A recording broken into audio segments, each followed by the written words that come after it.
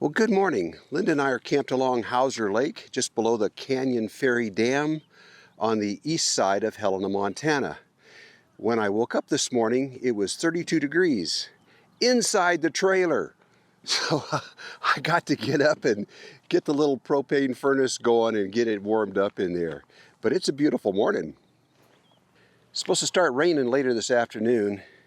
We got some things in Helena that we want to show you.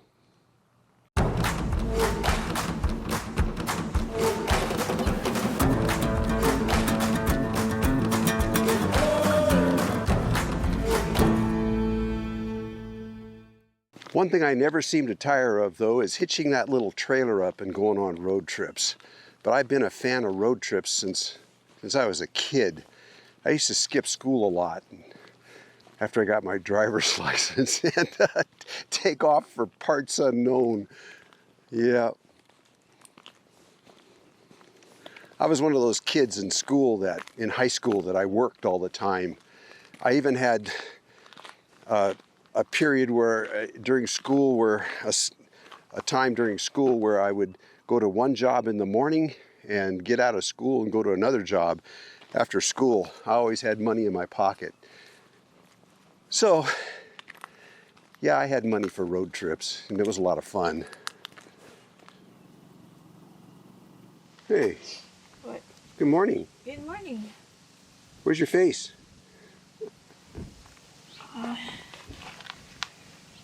Hey, there's something I wanted to mention about running these 12-volt compressor refrigerators off of your car 12-volt accessory outlet. Let me tell you what I mean. Here in the back of my car, I have this 12-volt accessory outlet here. And if I plug any of my refrigerators into this outlet in the back of the car and the engine's not running, there's a problem with that.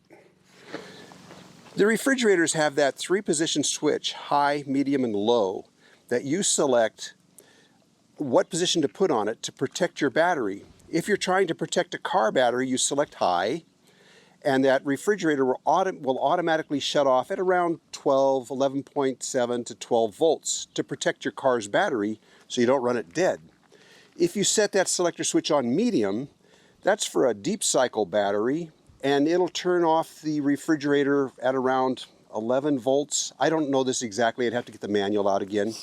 And if you set it on low, that's for lithium batteries, and it would shut the refrigerator off at about 9.5 volts. This is all designed to protect whatever battery you're plugged into. Now, in the case of a car, if you're plugged into an accessory outlet and the engine's not running, it may not run on high. So if you're plugged into an accessory outlet on a car, especially one all the way in the back like this, the wiring run is so long that there's a big voltage drop by the time it gets back here, and if the engine's not running, it senses low voltage and it shuts off the refrigerator automatically. Now when you start the car, it gives a little more voltage and it'll probably run back here. It may even do that plugged into the front accessory outlet on the car, depending on what car you own, because they tend to run small wiring to these accessory outlets. In my case, when I put my refrigerator in the car, it's usually just for a short run. Normally I have it in the trailer. So in the trailer, I wired it and the wiring is plenty large enough. In your car, the wiring is small. So what I do on a short trip is I'll plug the refrigerator into that accessory outlet on the car and set it to medium, so that it'll keep running on the reduced voltage when I turn the ignition off. I mention this because somebody made a comment on one of my videos about a review I did on a refrigerator saying, oh, what a piece of junk that refrigerator was, because he had to set it at the medium setting to get it to run on the accessory outlet. So obviously something was wrong with the refrigerator, but the refrigerator was doing what it's supposed to do, shutting off when it senses low voltage. Well, here we are in Algeria. Actually, this is the Algeria Shrine Temple in Helena, Montana. This is now the Civic Center. It's kind of an odd thing to see in Helena, Montana. Something that looks like it's out of the Middle East. But it's been the Civic Center since the 1930s here.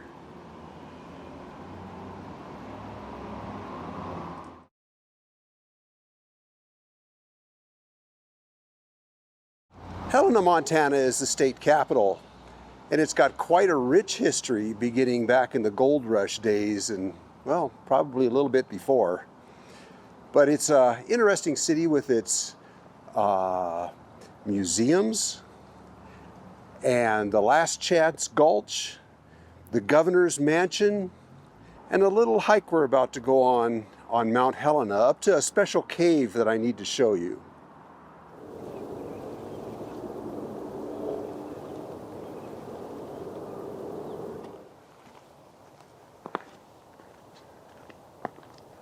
We're just working our way up the mountain. There's so many trails here now, it isn't even funny.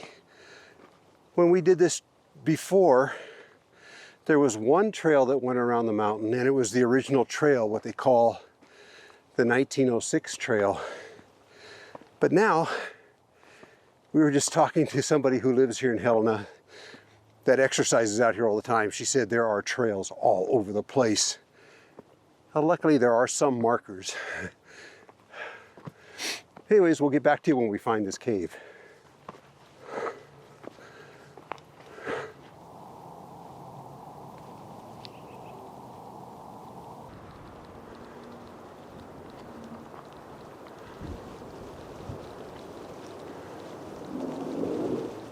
Well, I finally found it. It was a long, hard climb getting up here. I came in from the other direction. There's a loop that goes around the mountain, and I just came up the steep part. It was actually easier getting in here from the backside. Let's go have a look.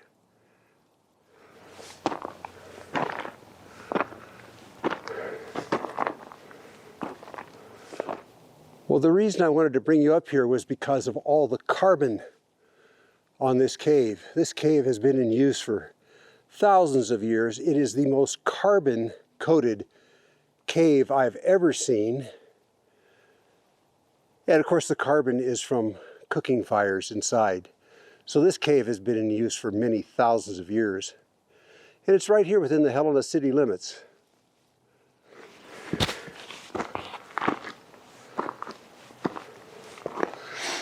In my life, certain things have piqued my interest or spurred my interest in Native American culture.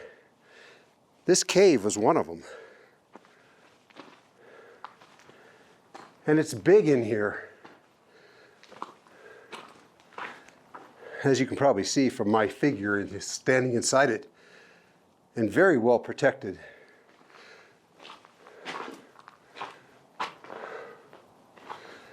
See, the prevailing winds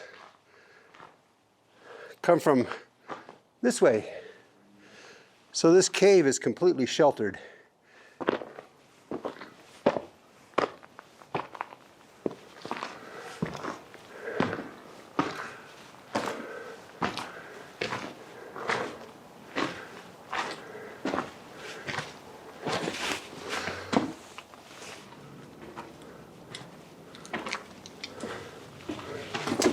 Pretty dark in here. This goes back about 20 feet.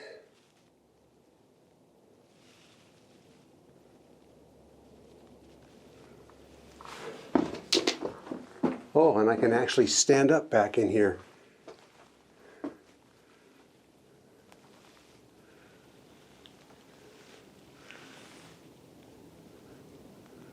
Huh. Totally sheltered back in here.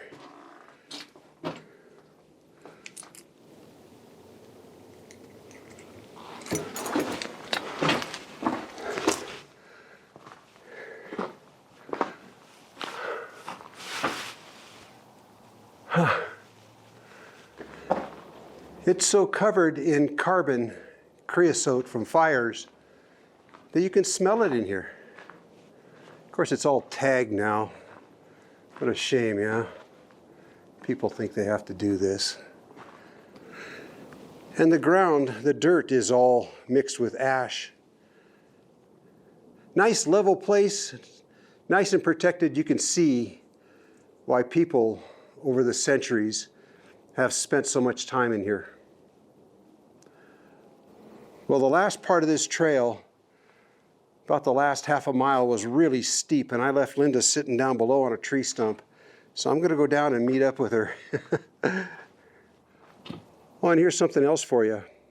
Last time I was here was 20 years ago, and these trees, which are about 20, 30 years old, they weren't here, and you could see out across the Helena Valley here.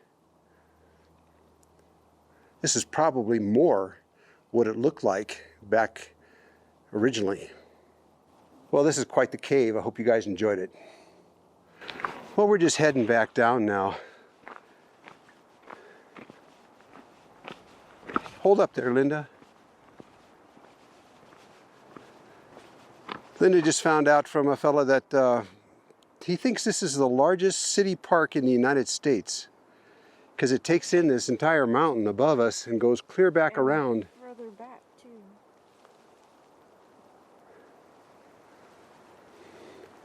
He lives here, so he hikes this trail. Yeah, maybe he knows. Yeah. Huh. Well, it was a lot further to that cave than I remembered. Last time I went the back way, and it was Linda was with me, and we went the back way, and it was a gentle climb all the way. This time we went kind of up the face, and I thought it was just like not too far up this trail. No, it was quite a ways back in there. But now we're just making our ways down because it's time for lunch. You can see the stadium for the university, Carroll College. You can see that spire thing that you filmed. Oh yeah, down there. Yeah. Yeah, we gained quite a bit of altitude on this hike. Hey, I can see Great Falls. Hey, well, thanks for coming along, you guys. We hope you enjoyed this video. I hope you learned something from it too. Anyways, see you around. This wind is cold.